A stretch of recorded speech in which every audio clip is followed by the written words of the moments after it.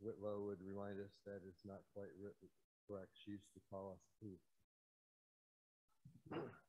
I want to extend a warm welcome to you today. Everyone is welcome here. All we ask is that you come with an open mind and a desire to grow as a person. This community is a safe place. In this safe place, we support each other in the sacred task of becoming, so that we can live whole and authentic lives and be agents of healing in our often broken world.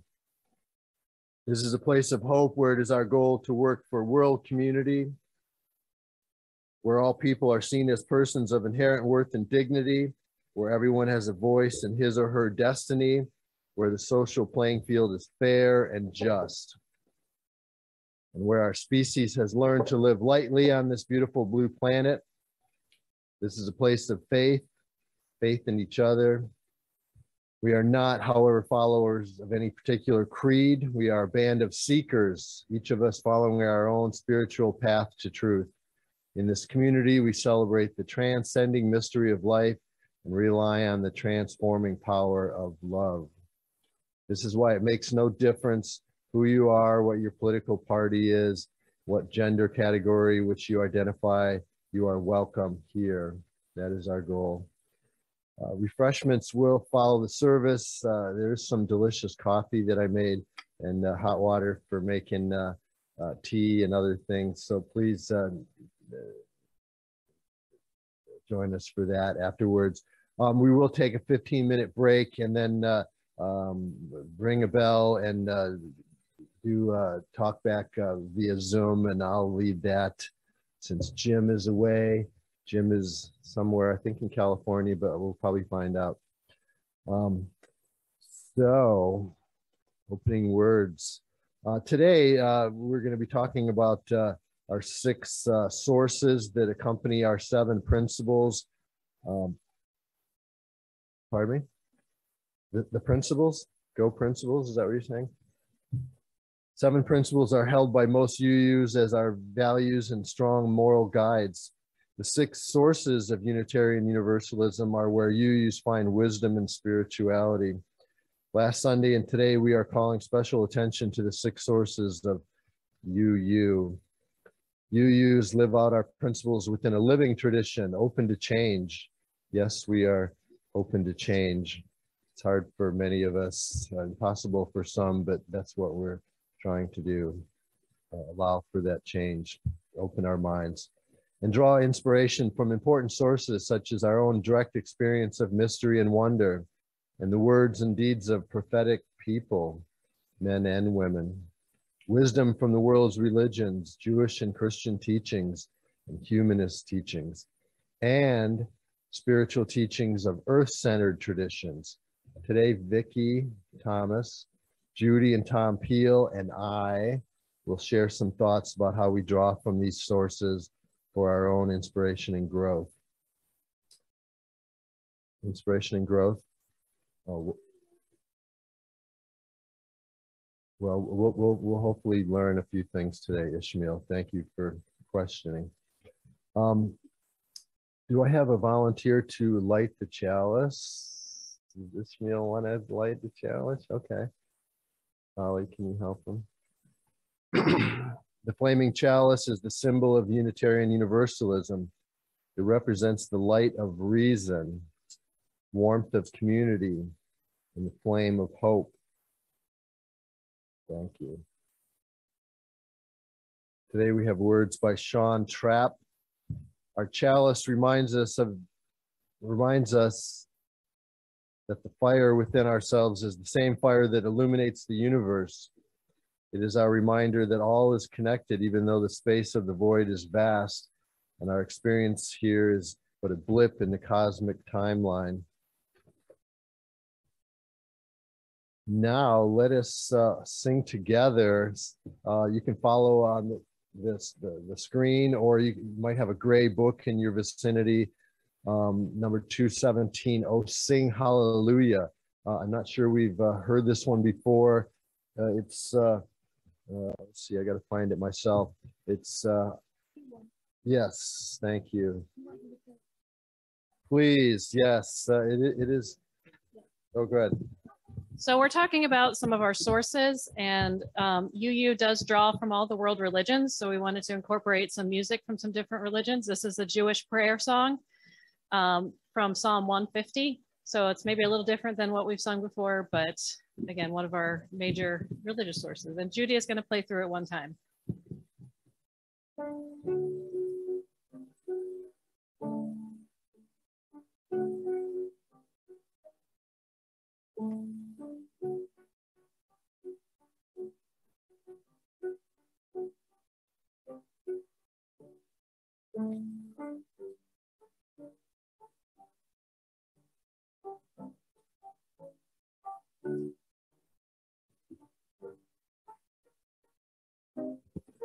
Please join me. Not quite there.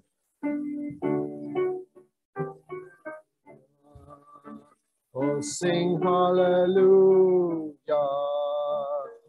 Oh, praise be to high arch of the heavens, and praise be my son. By trumpet, harp, and lute, with cymbals and strings and flute, with dancing, singing, and music we praise you. Sing hallelujah. Oh, sing hallelujah. Oh, sing hallelujah. Our Father and Mother and Sovereign of the mercies, we wish to requite of our war.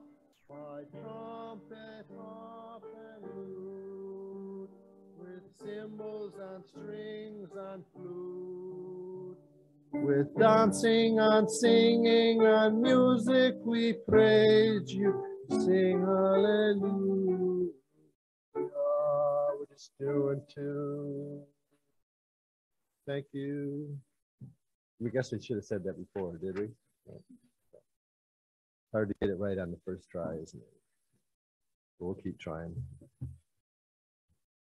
Thanks for trying a new hymn. That makes me feel like I'm in Fiddler on the Roof, right?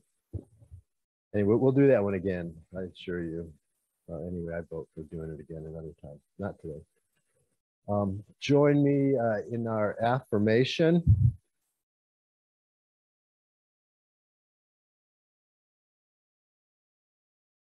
It's also on the wall over here, as you may know.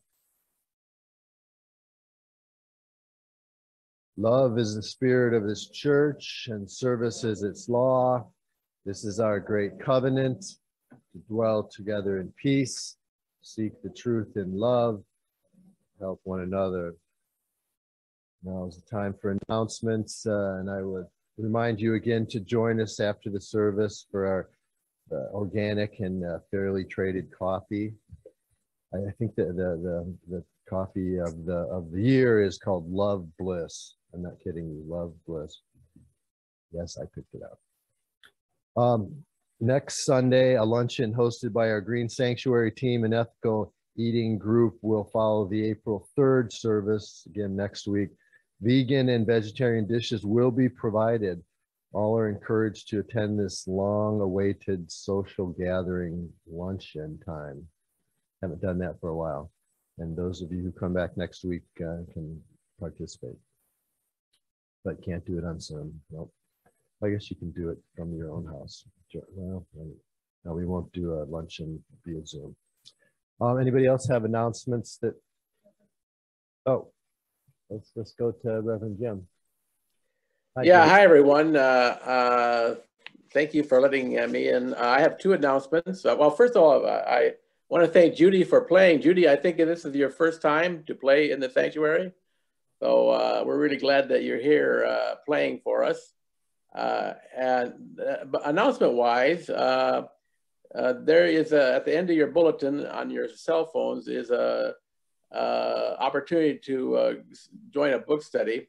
And now it's too late to read the book, and you really don't have to. The leader of the study is Dr. Del Heller, who is well known in this congregation, and he will be leading, and it's been well worth dropping in on the study, even if you haven't read the book. There's going to be quite a few people there, so if you don't say anything, it's no big deal. But I don't know one of the authors, but the other author, Larry Miller, I do kind of know him. And both he and Ellen, the authors of the book Standing Up, have been very active throughout their whole lives in social activism in the Milwaukee area. So it would be an opportunity to get to hear Daryl interview the authors and see what people think about the book. The second announcement, well, I should say that the link to get registered for that is right in your bulletin. All you have to do is hit the link, and someone will help you get signed up. Also, next week, next Saturday morning is the soup kitchen, and I just want to make sure that everyone who wants to is invited. We don't decide ahead of time who's going to go and who's not, but we always seem to have enough people. We're going to be making pizza again. That's our signature dish, and we'll meet at 9 o'clock, and we'll probably be done around 12-ish or so, since we're using bags. But all you gotta do is come. Don't have to bring anything except yourself. So next Saturday morning, 9 o'clock, Bed and Harbor Soup Kitchen. If you'd like to come, we'd like to have you. And I'm done. Thank you. It's good to be kind of here today on Zoom. Oh, wait a minute. One more thing. I would like to talk to June Blackwell and to Diane after the service. So June, I'll talk to in Circle Talk, and Diane, if you want to join us for Circle Talk for just a second, I'm going to ask a favor of you two folks. Thank you.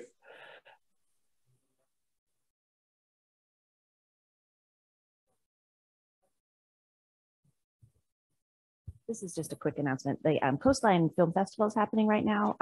Tonight at the Oak Room at the Citadel, they're doing a silent, I think it may be like a Buster Keaton film, and Larry Schenker plays live piano with it. He's phenomenal. If you've never heard him play, you should go. They had one Friday night, and the kids went with Lauren. I didn't go, but they loved it. They had such a great time. So it's for people of all ages that enjoy it. It's great on television. They're also this afternoon, and I think it starts at 1, so it might be a little too soon, but they're doing a screening of a film called about the Children's March during the Civil Rights Movement. So that's also at the Citadel.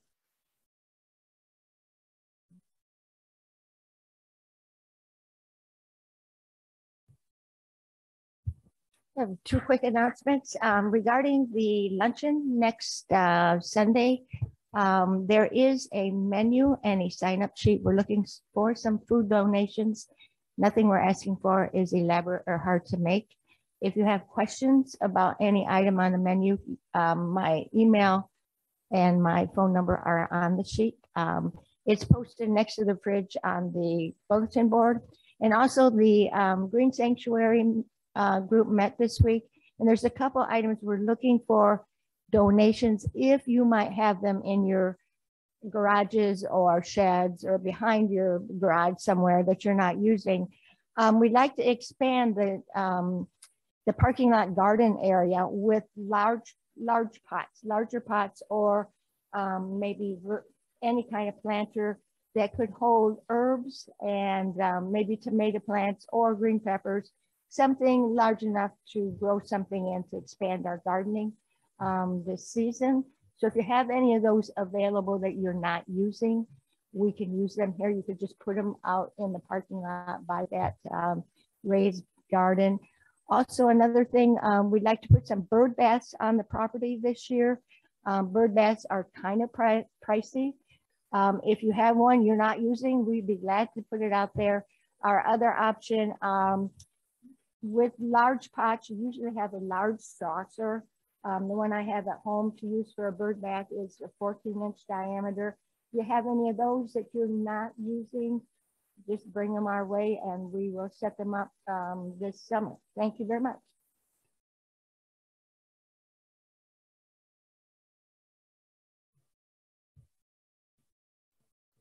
Yes.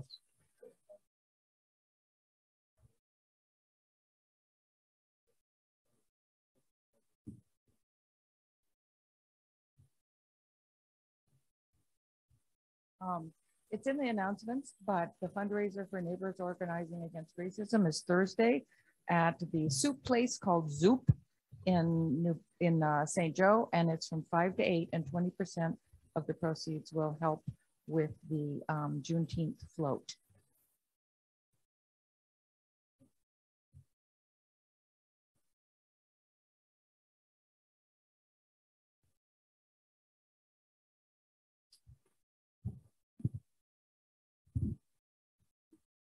Let us speak joys and concerns. Each of us come to service today with joys to lift and concerns to share, that their burden on us may be lightened. We begin with the children. Anybody? I guess the children have mostly skedaddled, if that's a word. Ishmael, is that a word? Do you have something to tell us, Ishmael?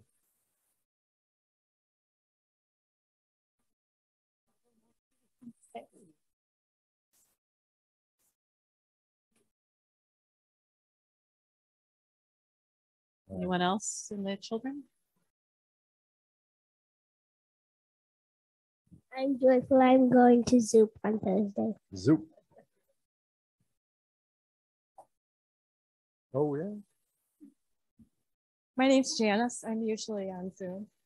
I don't know if I can tell you my joy without crying. It's a joy. I don't know if you listened to Christy Tippett, but the last talk was on joy and how joy ought to be with justice, an act of justice.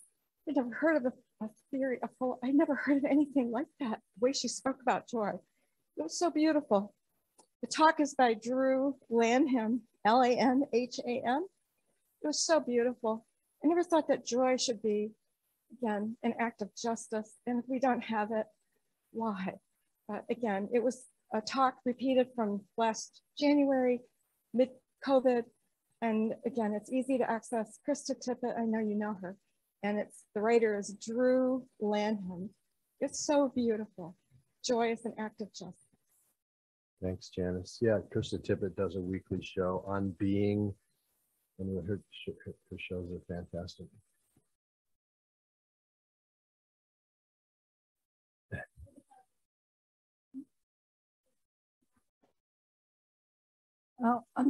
And Krista Tippett's going to podcasting or something, one of those things that I don't know anything about, instead of NPR. My joy is Judy's playing. Thank you for playing today. And the piece that you played last week during the offering was so beautiful and calming. And I hope you'll play it again. Anyone else?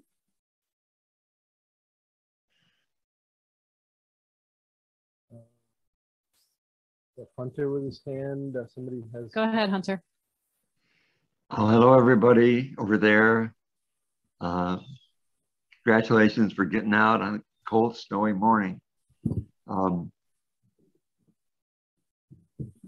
My first shower this morning is our close friend and next door neighbor died yesterday after a long battle with brain cancer. And we're going to miss her. Wonderful neighbor. The second one is, I think a lot of you know my wife, Deej, and newcomers will get to know her.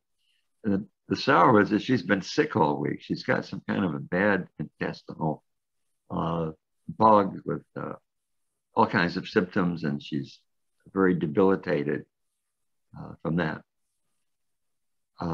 But my joys are, number one, that our Oxford granddaughter will be coming to visit us this week at the camp. And that's a big one because we haven't seen her for 2 years. And the second, I have another joy. The second joy is that today is the 50th anniversary of the day that Deej and I met in Unitarian Church in Chicago. That's my big joy. Anybody else at home? Thanks, Hunter.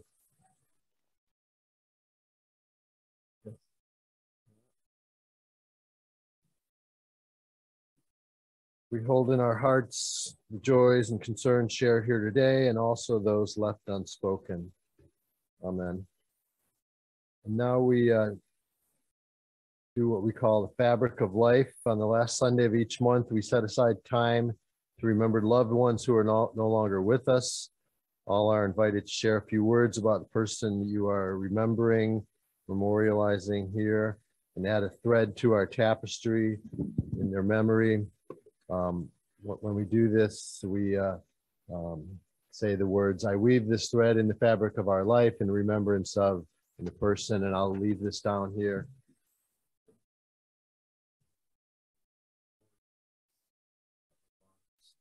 One, our friend. Just waving. Would you like to?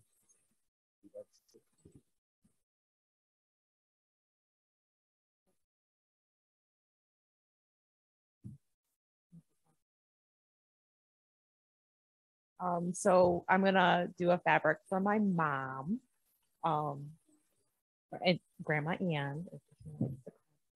And so I weave this thread in the fabric of life in remembrance of Grandma Ann. Presente, I forgot to remind us.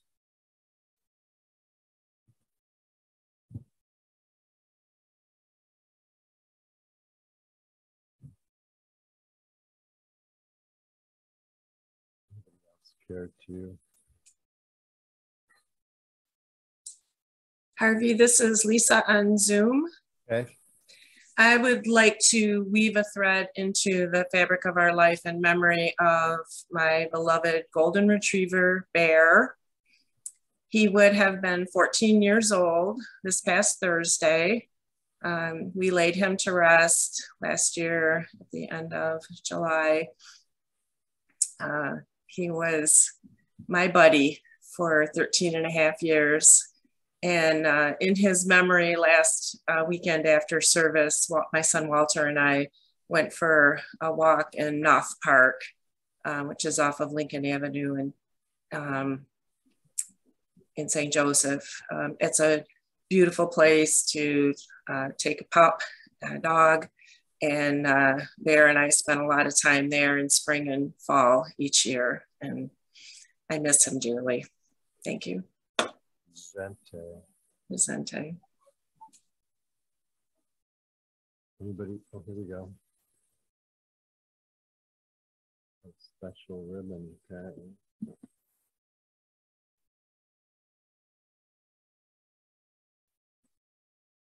We weave this thread in the fabric of our life in remembrance of all those we've lost in Ukraine. Vicente.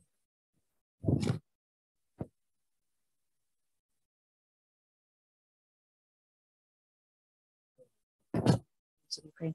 Oren's grandmother was left the Ukraine during World War II, when Oren's dad was 4. They spent a couple of years as refugees in Europe, and then eventually came to the U.S. when his dad was 7. She was only about this tall and lived to be 101 years old. She lived in Dowagiac with Oren's parents. So she passed away 4 or 5 years ago now. She was a sweet little lady. Her name? Maria Lorenz.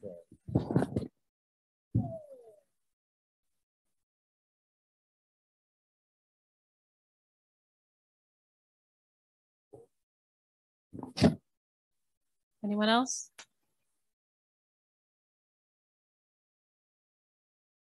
Oh, Julie is coming, I believe. Sorry, Julie.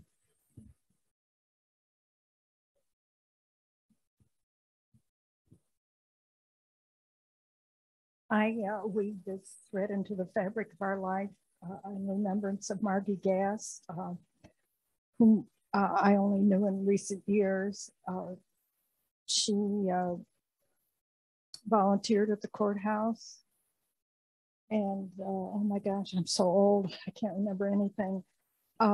Anyway, she did a lot of good in the community.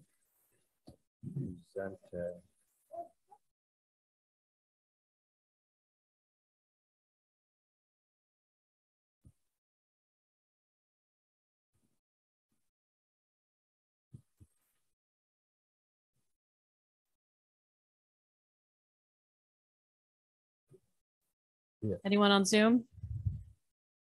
Fine. We're going to move on to our offering. Do I have a volunteer to take a basket around? Don't have to. Ishmael, do you want to? Okay.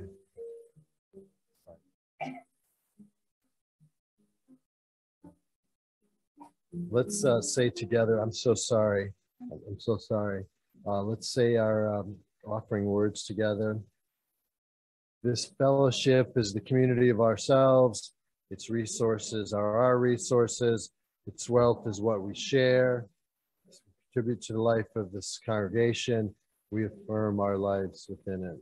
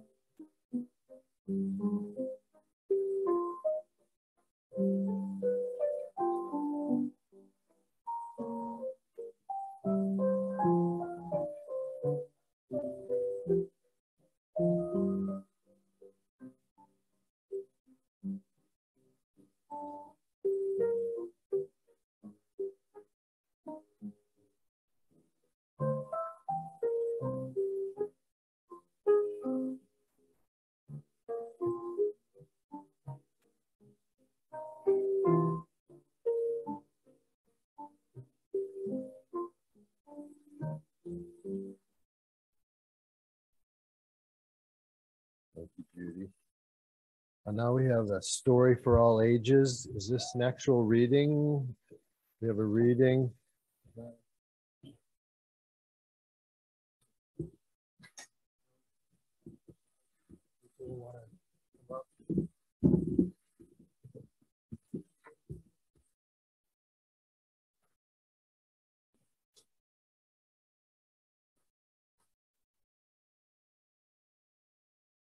The book I selected for this week is called The Librarian of Basra. Basra is a city in Iraq. So this story happened 20 years ago. True story. Oh, thank you. I think it's a different. It's a true story. There was a war in Iraq during this time, and the invasion came to the city of Basra in 2003. And this librarian loved her books so much to see what she did, what she had to do to take care of them. In Iraq, they have the religion most people practice is Islam or Muslim. And the book that they use is not called the Bible, it's called the Quran. And in the story of the Quran, there is a prophet called Muhammad. And he was sitting up on the mountain one day. He didn't know how to read, but he heard the voice of God, Allah, and Allah told him to recite the words that he saw in front of him. And he was able to read them. So a lot of people that believe in Allah and that are Islam think that the very first thing that God told Muhammad was to read, and that makes them really value education and reading. So that is why, that's one of the things that this woman shared at the beginning of this book, is that in the Quran, the first thing God said to Muhammad was read. So education is really important to people that are. So this is the story of Aliyah Muhammad Baker. She is the Librarian of Basra, a port city in the sand-swept country of Iraq. Her library is a meeting place for all who love books. They discuss matters of the world and matters of the spirit. Until now. Now they talk only of war. Will the planes with bombs fill the sky? Will bombs fall here? Will soldiers with guns fill the street? Who among us will die? Will our families survive? What can we do? Aaliyah worries that the fires of war will destroy the books, which are more precious to her than mountains of gold. The books are in every language, new books, ancient books, even a biography of Muhammad that is 700 years old. She asked the governor for permission to move them to a safe place, but he refused. So Aaliyah takes matters into her own hands. Secretly, she brings the books home every night, filling her car late after work. The whispers of war grow louder. Government offices move into the library, and soldiers with guns wait on the roof. Aaliyah waits and fears the worst. Then the rumors become reality. They're going to be dropping bombs on Basra. War reaches Basra. The city is lit with a firestorm of bombs and gunfire. Aaliyah watches as library workers, government workers, and soldiers run away from the library. Only Aaliyah is left to protect the books. She calls over the wall to her friend, Aeneas Muhammad, who owns a restaurant on the other side of the wall. Can you help me save the books? Curtains to wrap them. Here are crates from my shop. Can you use these sacks? The books must be saved. All through the night, Aaliyah, Anas, his brothers, and shopkeepers and neighbors take the books from the library shelves, pass them over the 7-foot wall, and hide them in Aeneas' restaurant. The books stay hidden as the war rages on. Then, 9 days later, a fire burns the library to the ground. The next day, soldiers come to Aeneas' restaurant. Why do you have a gun? They ask. To protect my business, Aeneas replies. The soldiers leave without searching inside. They do not know that a whole library is in the restaurant. At last, the beast of war moves on. Aaliyah knows that if the books are to be safe, they must be moved again, while the city is quiet. So she hires a truck to bring all 30,000 books to her house and to the houses of her friends. At Aaliyah's house, books are everywhere, filling floors and cupboards and windows, barely leaving enough room for anything else. Can you see what her bedroom looks like? They're under her bed. They're filling the windows. They're in the kitchen cupboard. Aaliyah waits. She waits for war to end. She waits and dreams of peace. She waits and dreams of a new library. But until then, the books are safe for the Librarian of Basra. She still doesn't have her library. She's still waiting. So anyway, that's one of our sources, right? Is that we draw from other religions. Cool. Cool. Do you have that many books in your house? Thank you, Bridget. Now we're going to sing the children to class. Go now in peace. Go now in peace. May the spirit of love surround you everywhere, everywhere you may go. Now some special music from the Hen House Prowlers, Gospel in Review. Coming up shortly. The station near you. No.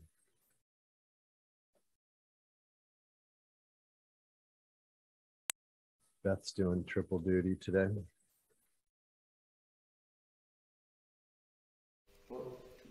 Some say there was a man named Jesus, and that there is little doubt that he had a way of thinking every person should try out. But now on after this man's words across the land began to spread, influential men of power started twisting what he said.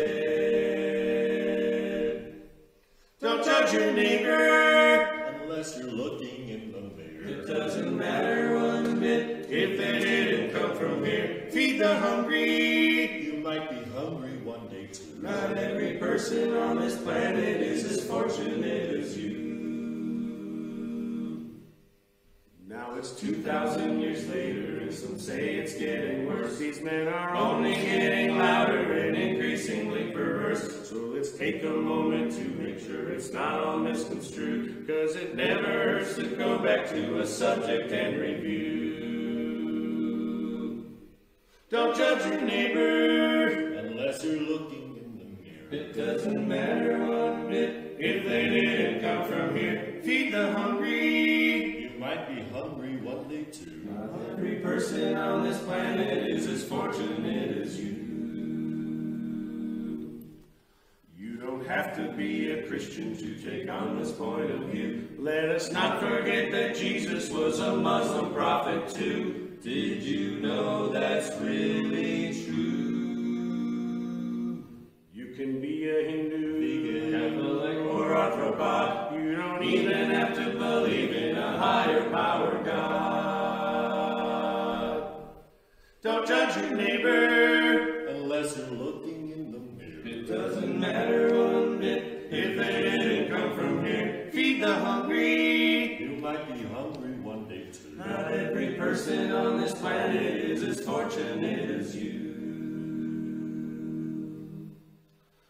Now as this song comes to a close and we all go along our ways, it's important to remember there were coming better days.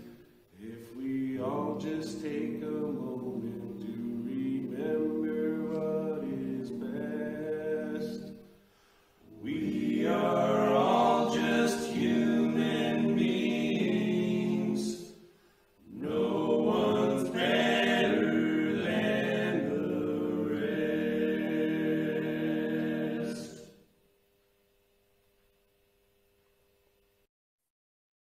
House Prowlers, Gospel in Review. Now, Vicki, if you'll join me up here or take my place up here, she's going to bring a message.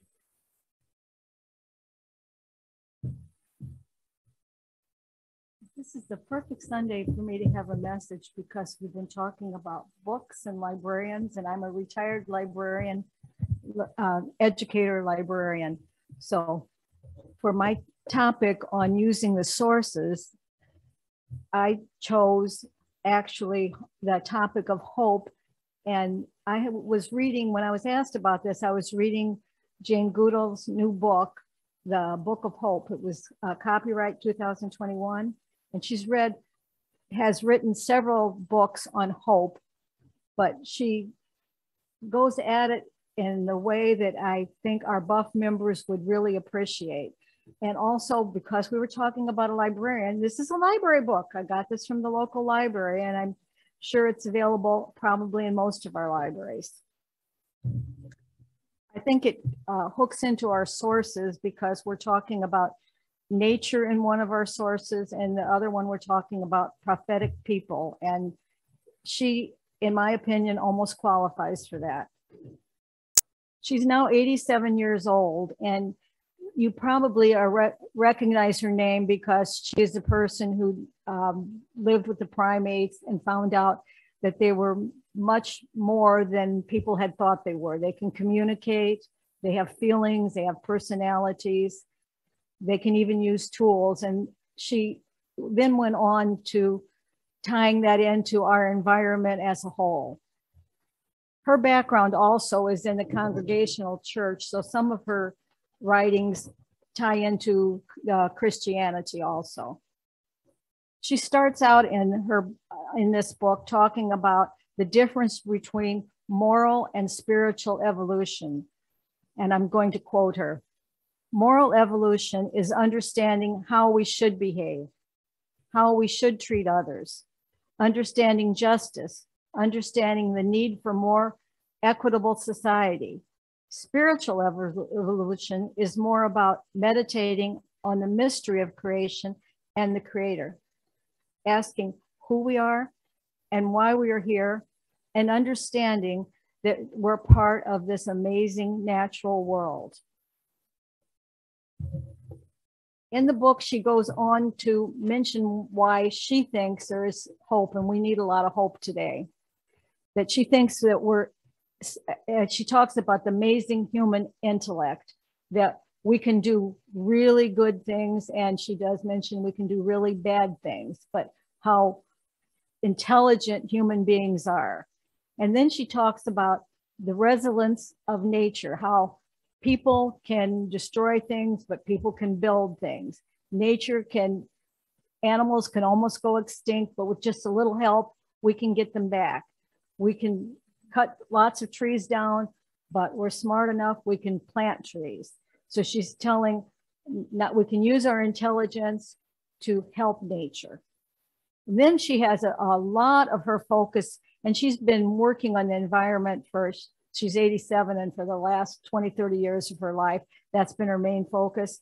She started a group called Roots and Shoots because she is very sure that the hope for our future is our young people. And I think here at Buff, we realize that and actually just even on the media, a lot of times in the civil rights and war movements and whatever, we see the young people stepping up. And then finally, she thinks the last reason she mentions for hope is the human spirit. And she's talking about how people who have been in very traumatic situations frequently heal and go out and help others who are in similar situations. And I'm sure we've all seen that. And I know there's a lot of people here in Buff who are helpers, who have had their own things, and then they go out and help other people. And then she also is talking about how we all need each other. She's talking about resilience and the importance, if we want to overcome depression or despair, or if we want to find hope, we need social contacts. And I personally think that's where Buff is very helpful. And to conclude, I just wanted to read what her conclusion to the book is. Yes, we can and we will, for we must. Let us use the gift of our lives to make this a better world, for the sake of our children and theirs, for the sake of those struggling in poverty, for the sake of the lonely, for the sake of our brothers and sisters in the natural world, the animals, the plants, the trees. Please, please rise to the challenge, inspire, and help those around you. Play your part. Find your reasons for hope and let them guide you onward. Thank you.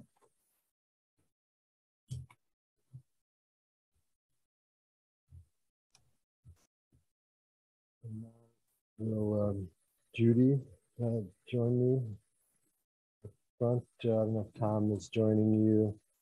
We're going to speak, Judy's going to speak on humanism, the key to our survival.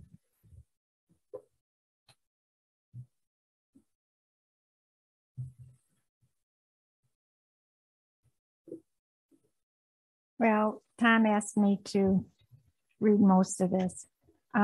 Lisa asked if we could give a 3 to 5 minute talk on humanism as one of the 6 sources of Unitarian Universalism and how it relates to being a UU. After kicking around the topic of humanism, we were unable to come up with a coherent statement about how it fits into UU beliefs. But here are some random thoughts we came up with. Humanism is an individualized, continuous search for ethical decision-making that takes into account information based on science and reason.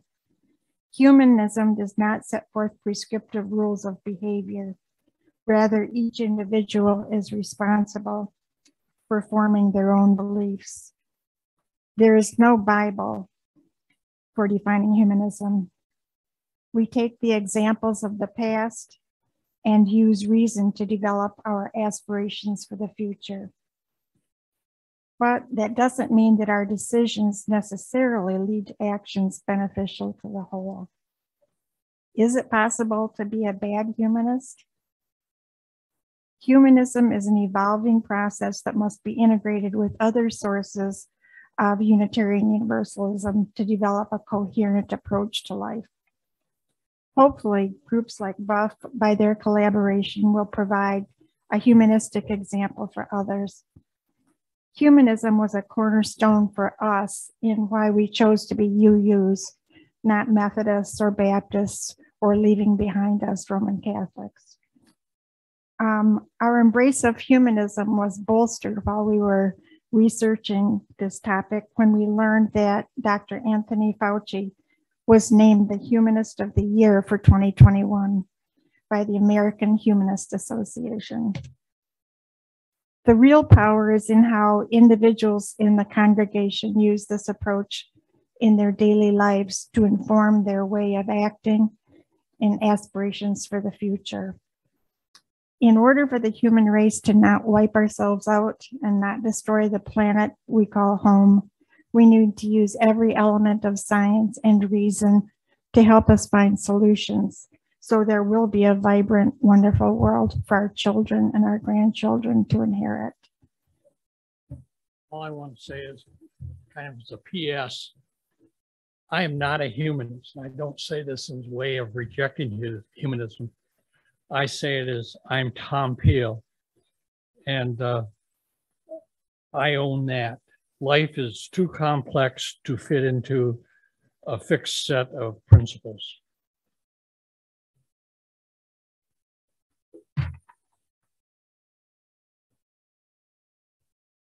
Now we are going to sing together.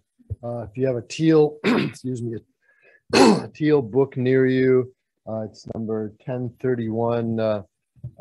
Judy's going to help us on piano. So 1031, it's a Buddhist inspired song called Filled with Loving Kindness. We're going to do it, run it through 3 times. The first time speaks of I, and then the second time you, and the third time we. As you'll see, maybe the microscopic notes at the bottom. And Judy is going to play through it one time.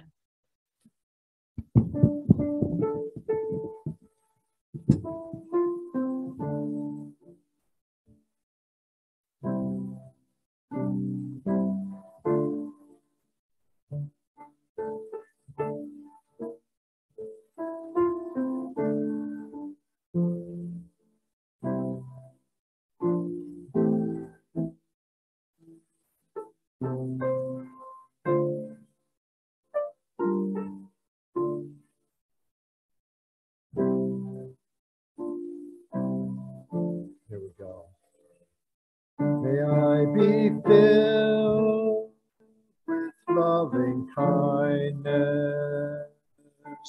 May I be well. May I be filled with loving kindness. May I be well. May I be peaceful and at ease. May I be whole. May you be filled with loving kindness. May you be well. May I be filled with loving kindness. May you be well. May you be peaceful and at ease. May you be whole. May we be filled with loving kindness. May we be well. May we be filled with loving kindness.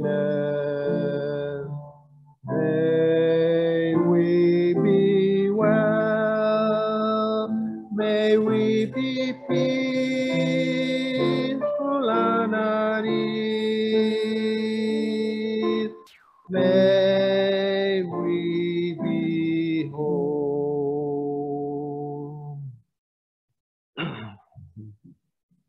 Buddhist sentiments for you. And now, excuse me.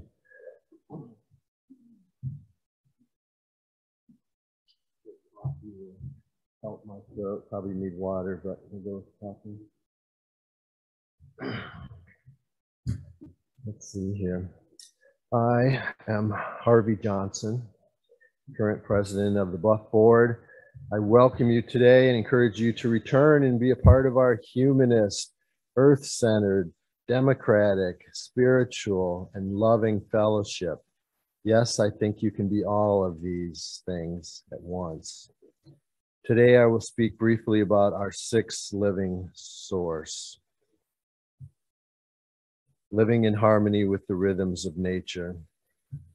Spiritual teachings of earth-centered tradition, which celebrate the sacred circle of life and instruct us to live in harmony with the rhythms of nature.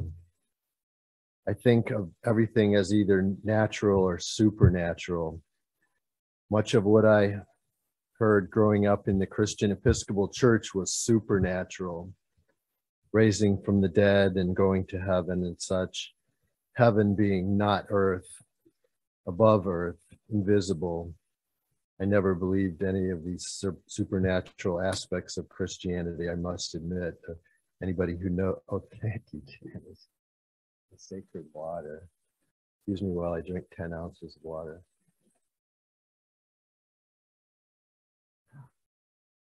Yes. Thank you, Janice. I can certainly go along with love thy neighbor and you will make a heaven on earth type of ideas, but I've always believed in the here and now. Where we start is where we end. Nature has always been my guide. I've always sought the mystery and wonder of this beautiful blue ball that is our home. Outside is where I am most comfortable. I love being in cool, clear water. And I was blessed to be born heir to water and woods and dunes in West Michigan.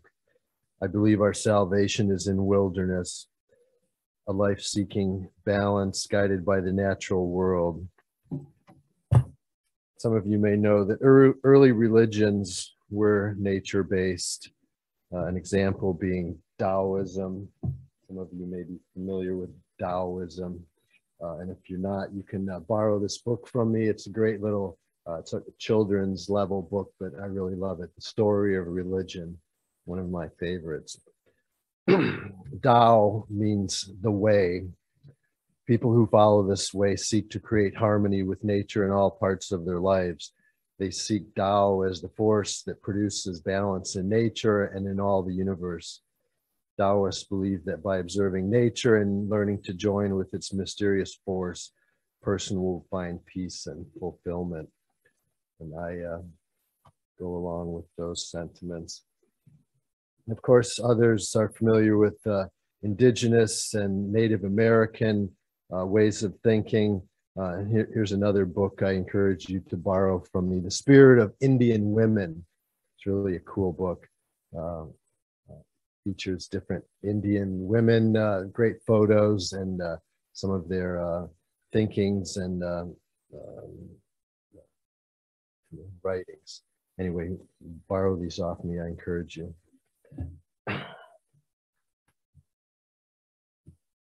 So this is just a brief summary of what I wanted to remind you of the sixth, I guess it doesn't have to be the sixth, but spiritual teachings of earth-centered traditions. This is one of our 6 sources that accompany our seven principles. And I encourage you to read more of them if you're unfamiliar. So with that, I will say, blessed be, and we will be extinguishing our chalice. Am I missing something? No. No. No. All right. Well, I'll stop there. So, do I have a volunteer to extinguish our chalice? Anyone? Tom, do you mind? This flame is our promise that in our smallness and our short time on this earth, that we live intently and deeply with love for one another, with honesty and integrity, to be guided by rational thought and critical thinking, and with the sense of shared responsibility, for as the late astronomer Carl Sagan reminded us, this pale blue dot is the only home we've ever known. So now let's sing together, Go in Peace.